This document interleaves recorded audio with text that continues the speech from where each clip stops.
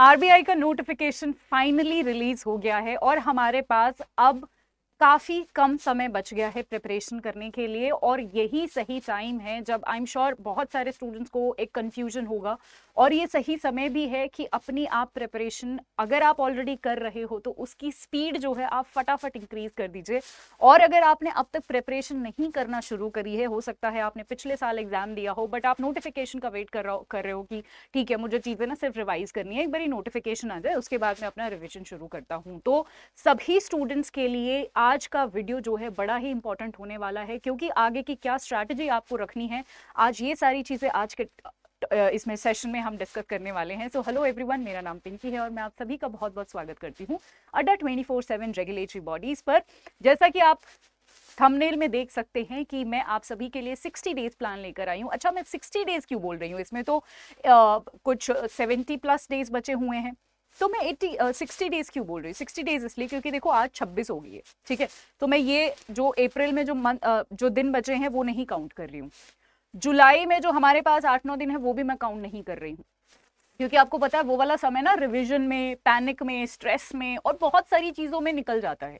हम test practice कर रहे होंगे, रिवाइज कर रहे होंगे, तो वो वाले समय जो है निकल जाते हैं। जो हमारे पास मोटे मोटे जो टाइम है, हमारा जो महीने हैं वो हमारा ही है नेक्स्ट, यानी मई और जून, ठीक है। तो इसलिए मैंने यहाँ पर एक 60 दिन आप लोगों के लिए रखा है। बाकी का थोड़ा बहुत आप ये जो अप्रैल में है इसमें तो आप पूरा स्ट्रैटेजाइज ही करेंगे कि क्या कुछ करना है, और उसके बाद जो जुलाई वाला महीना है जब आपका एग्जाम होना है तब आप पूरा रिवीजन, मॉक टेस्ट, और आई एम श्योर उस टाइम पे तो स्ट्रेस भी बहुत ज्यादा होगा, तो वैसे ही आपकी जो स्पीड है वो कम होने वाली है। एनीवेज, तो शुरू करते हैं बिना किसी देरी के। अगर आप चैनल पर नए हैं तो सबसे पहले फटाफट अड्डा 24/7 को सब्सक्राइब कर लीजिए, और अगर आपने अब तक ऐप नहीं डाउनलोड किया है तो ऐप को जरूर डाउनलोड कर लीजिएगा, क्योंकि ऐप के बड़े सारे फायदे हैं। यहाँ पर ना आपको करंट अफेयर्स ना फ्री में प्रोवाइड करवाए जाते हैं। यहाँ पर आपको सेक्शन या फिर सब्जेक्ट वाइज क्विजेस भी मिलते हैं, ठीक है। और आपको पता है आने वाले एग्जाम में अब क्विजेस और ये जो क्वेश्चंस हैं इनकी कितनी ज्यादा इंपॉर्टेंस है। उसके साथ साथ यहाँ पर आपको नोट्स भी प्रोवाइड करे जाते हैं, वीडियोस भी मिलते हैं, पावर कैप्सूल, सब कुछ प्रोवाइड करवाया जाता है। शुरू करते हैं यहाँ पर बिना किसी देरी के। तो 60 डेज प्लान आज हम डिस्कस करने वाले हैं। देखिए, आप सभी को पता है ये जो पूरा एग्जाम है जी, ये 2 फेजेस में होता है, फेज 1, फेज 2। फेज 1 में हमारे पास ये सब्जेक्ट्स है, ये मार्क्स है, ये टाइमिंग्स है, मैंने आपको यहाँ पर लगा दिया है। आई एम श्योर अगर आप प्रिपेयर कर रहे होंगे तो ये तो सबको पता ही होगा। इंग्लिश जी 30 नंबर का आता है, आपका क्वांट 30 का आता है, फिर रीजनिंग 60 का आता है, जीए 80 का आता है, ठीक है। टोटल 200 नंबर होते हैं। 2 घंटे में आपको पेपर अटेम्प्ट करना होता है, ये आपको पता है, ठीक है। अब फेज 2 हम यहाँ पर एक थोड़ा सा देख लेते हैं। फेज 2 में आपका ईएसआई, इंग्लिश और फाइनेंस, ये सारे ऑब्जेक्टिव और डिस्क्रिप्टिव मिला के जो है आते हैं। ये है टोटल, आप यहाँ पर देख सकते हैं ऐसे, ये 50-50 नंबर के आते हैं ऑब्जेक्टिव और डिस्क्रिप्टिव। अगर मैं इंग्लिश की बात करूँ तो 100 नंबर, तो बेसिकली 100 नंबर के ही तीनों जो है पेपर यहाँ पर आते हैं। अब स्ट्रैटेजी क्या होनी चाहिए, अभी हमें मैम फेज 1 पे फोकस करना है, फेज 2 पे फोकस करना है। देखिए, मैं यहाँ पर आपको सजेस्ट करूंगी, क्योंकि हमारी जो है डेट्स फेज 1 और फेज 2 दोनों की बाहर आ गई हैं, ठीक है, 9 और 30, तो उनके बीच में जो है हमारे पास हमें एक 20 दिन का गैप मिला है। तो क्या आपको लगता है कि आपकी प्रिपरेशन इस टाइम पे फेज 2 के लिए इतनी स्ट्रांग है कि आप 20 दिन में उसको रिवाइज कर लोगे और आप 100% परफॉर्म कर पाओगे? मुझे नहीं लगता ऐसा बहुत सारे बच्चों के साथ होगा। अगर आपने फेज 2 बहुत अच्छे से अभी प्रिपेयर करा हुआ है तो आपको चिंता करने की जरूरत नहीं है, बट अगर आपका नहीं है तो अभी आपको फेज 2 को भी साथ के साथ लेकर चलना पड़ेगा, क्योंकि वो जो 20 दिन बचे हैं ना, ट्रस्ट में उसमें सिर्फ और सिर्फ आप सिर्फ प्रैक्टिस कर पाओगे, सिर्फ और सिर्फ प्रैक्टिस, रिवीजन, ये ही सारी चीजें हो पाएंगी, वहां पर पढ़ना नहीं हो पाएगा। वो 20 दिन ना सिर्फ लगते हैं, बट एक बारी जब एग्जाम हो गया और दूसरे एग्जाम की स्ट्रेस, दूसरे फेज की स्ट्रेस और बहुत सारी चीजें, वो 20 दिन कैसे निकल जाएंगे आपको पता भी नहीं चलेगा। तो बेटर कि आप पहले से ही यहां पर फेज 2 की तैयारी रखो, और फेज 2 की तैयारी अभी आपको शुरू कर देनी है, यानी साथ के साथ फेज 1 के साथ साथ अभी थोड़ा थोड़ा आप फेज 2 को भी पढ़िए। जब आपका एग्जाम एकदम पास आ जाएगा ना, मैं तो ये कहूंगी मई में, मतलब अगले महीने तक, मई में आप फेज 2 भी पढ़ो फेज 1 के साथ साथ, ठीक है। जब आपका जून वाला महीना आ जाए ना, तब आप डेडिकेटेडली फेज 1 को दीजिए, ठीक है। सो आपके पास अभी 1 महीना है जहां पर आपको दोनों फेजेस पढ़ने हैं। मई में, अगर मैं जून की बात करूं तो उसके लिए आपको जो है उसमें आप डेडिकेटेडली इन सारे सब्जेक्ट्स को दे सकते हो, इनका रिवीजन, इनके मॉक टेस्ट, इनमें अगर कोई आपका सिलेबस का कोई पार्ट छूटा है, ये सारी चीजें, ठीक है। सो मई में दोनों फेजेस को साथ लेके चलना है और जून में सिर्फ और सिर्फ फेज 1 पे हम ज्यादा फोकस कर सकते हैं, अपने मॉक्स पे, अपने रिवीजन पे ज्यादा से ज्यादा फोकस कर सकते हैं। ठीक है। अब और भी बहुत सारी चीजें हैं जो मैं आपको बताने वाली हूं, मेरे साथ सभी लोग बने रहिएगा। देखिए यहां पर हमें क्या क्या एग्जैक्टली करना है डिटेल में, वो बताने से पहले मैं आपको सबसे पहले ये बताना चाहती हूं कि इस टाइम पर आपको क्या चीजें नहीं करनी है। ध्यान से सुनिएगा। सबसे पहले आपको न्यूज़पेपर अभी नहीं पढ़ना है। न्यूज़पेपर मत लेके बैठना, 2 घंटे 3 घंटे न्यूज़पेपर में मत लगाना। वहां से कोई भी कॉस्ट बेनिफिट, एक कॉस्ट बेनिफिट एनालिसिस होता है ना हमारा, वहां से आपका कुछ भी नहीं निकलेगा। अगर आपने 10 दिन का, या आपने मान लो एक न्यूज़पेपर पढ़ा, 3 घंटे में अखबार पूरा करा और उसमें से एक भी सवाल नहीं आया, आपको लगता है वो यूजफुल हुआ? वो तो टाइम वेस्ट हो गया ना हमारा। तो एक सोर्स फॉलो करिए जहां से आप अपने करंट अफेयर्स जो है कम समय में ज्यादा आउटपुट के साथ कवर कर सकते हैं। न्यूज़पेपर मत लेके बैठना। ठीक है। चलिए, आरबीआई वेबसाइट्स भी मैं अभी आपको बोलूंगी कि कोई अपना एक ऐसा सोर्स देख लीजिए। मैं आपको सोर्सेस भी बताऊंगी, डोंट वरी। अपना कोई ऐसा सोर्स ढूंढ लीजिए जहां से आपको आरबीआई वेबसाइट्स में, चाहे सर्कुलर, नोटिफिकेशन, कुछ भी हो, जो भी इंपॉर्टेंट चीजें हैं वो ऑलरेडी आपको कोई पीडीएफ में या कोई वीडियो फॉर्मेट में दे दे। ठीक है। आपको जाके वेबसाइट सर्च नहीं करनी है, चीजें नहीं ढूंढनी है, पढ़ना नहीं है, क्योंकि बहुत ज्यादा टाइम वेस्ट होगा। अभी आपका टाइम है फोकस्ड और स्मार्ट प्रिपरेशन का।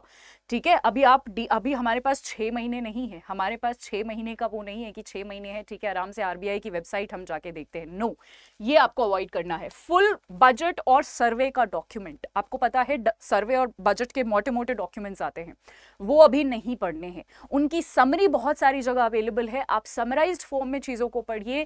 पूरे डॉक्यूमेंट्स नहीं पढ़ने हैं। पूरे डॉक्यूमेंट्स तो आपको कभी भी नहीं पढ़ने होते एनीवेज। अगर आपके पास 6 महीने होते ना, तब भी मैं आपको नहीं बोलूंगी कि पूरे आप डॉक्यूमेंट्स पढ़ो। Even the people who are preparing for UPSC, जो यूपीएससी के लिए भी प्रिपेयर कर रहे हैं ना, वो भी पूरा बजट और पूरा सर्वे नहीं पढ़ते। पूरी डॉक्यूमेंट पढ़नी नहीं होती है, एग्जाम के लिए इतनी इंपॉर्टेंट नहीं होती है वो। ठीक है।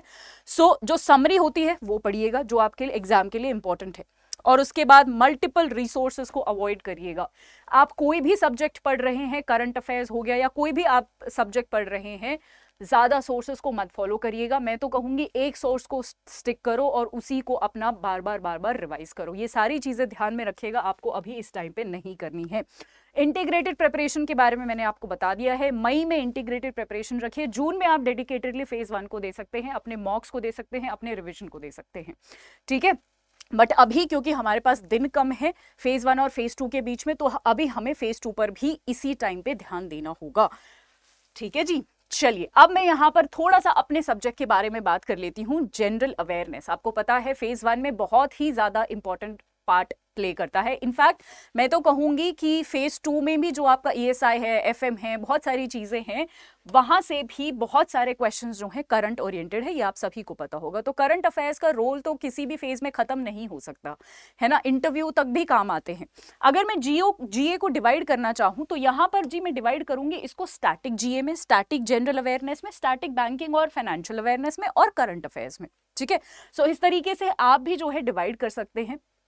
खैर ये बहुत बड़ा डिवीजन नहीं है। जब मैं करंट अफेयर्स की बात करती हूँ, जैसे मैं आपके करंट अफेयर्स लेती हूँ, तो कभी भी मैं ऐसे नहीं पढ़ाती हूँ कि अच्छा ये स्टैटिक जीए वाला पोर्शन है, ये स्टैटिक इसका पोर्शन है, ये करंट अफेयर है। नहीं, अगर मैं आपको करंट अफेयर पढ़ा रही हूँ तो मैं उसका एक स्टैटिक पोर्शन भी आपको साथ के साथ पढ़ा देती हूँ। जैसे कोई भी नेशनल पार्क में कोई सर्वे हुआ है तो उस नेशनल पार्क की लोकेशन वगैरह जो कि स्टैटिक का पार्ट बन जाता है, वो भी मैं आपको बता देती हूँ।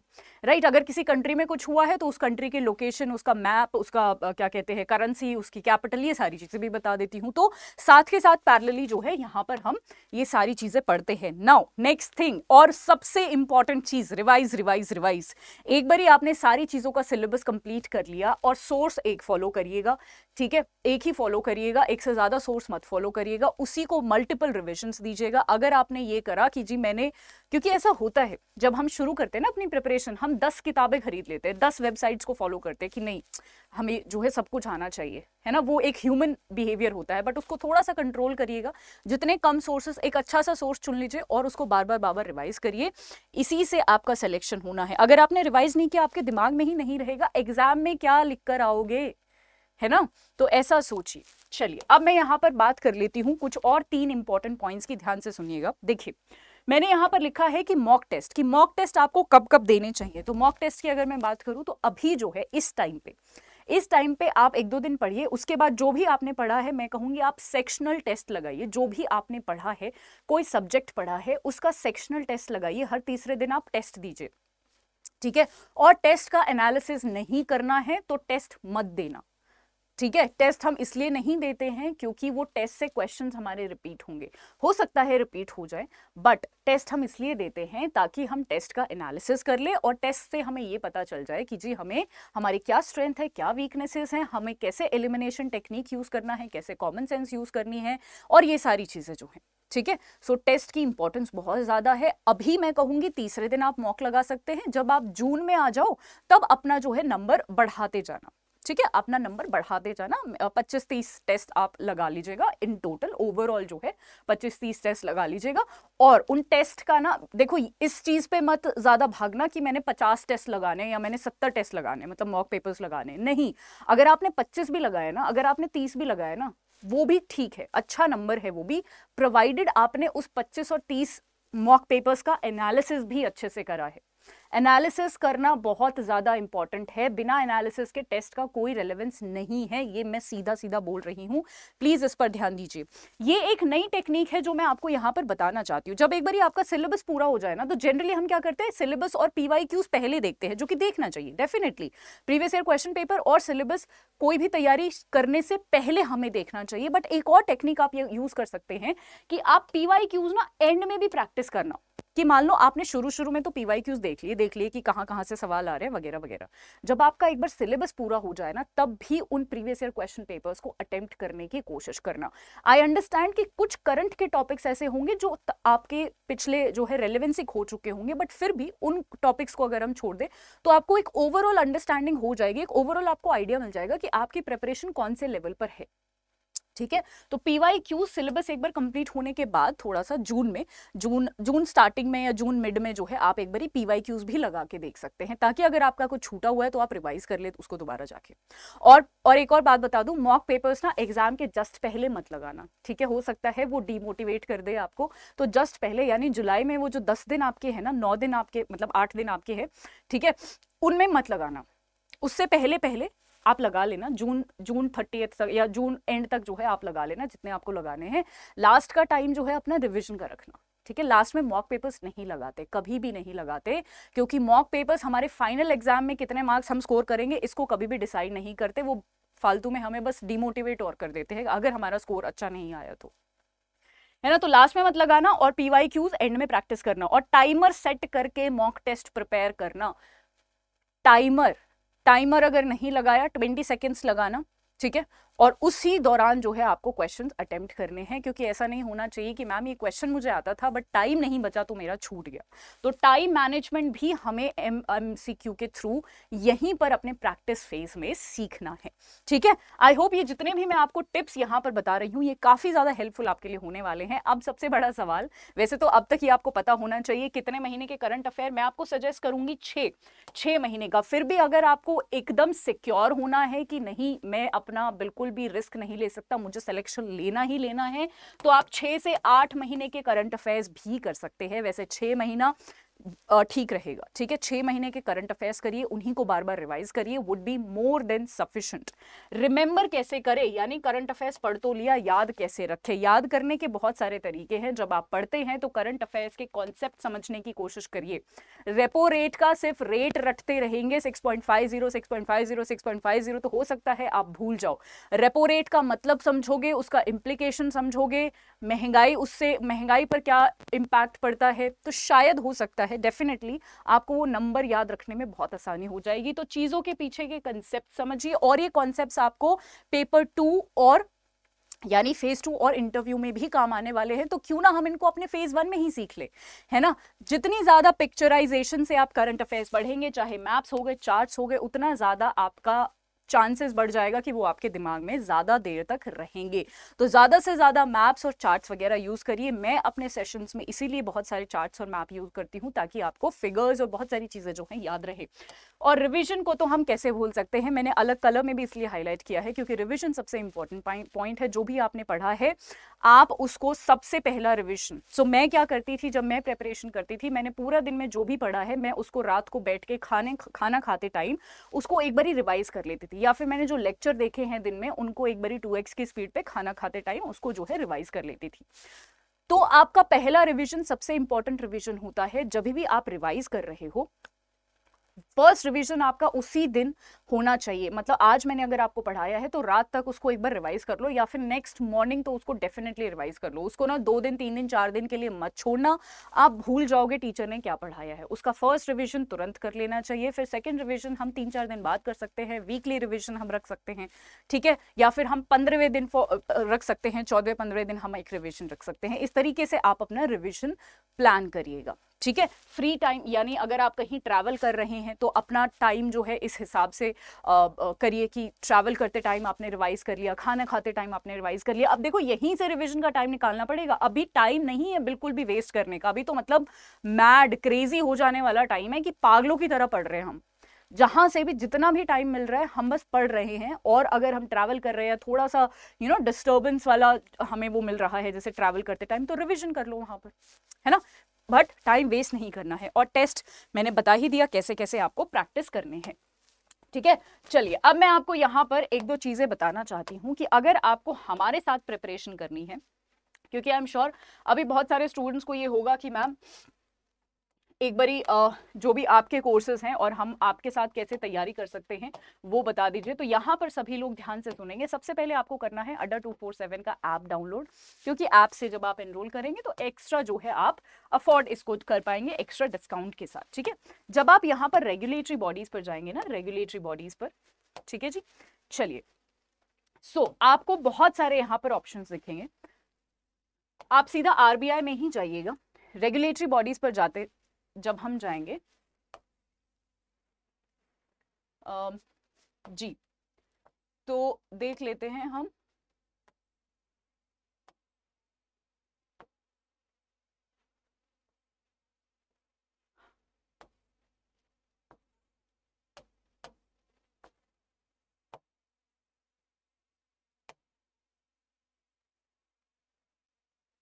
RBI ग्रेड B, ठीक है। अब यहां पर आपको अलग अलग जो बैचेस हैं वो दिख रहे हैं, ठीक है। अलग अलग जो है यहां पर आपको बैचेस दिख रहे हैं, राइट।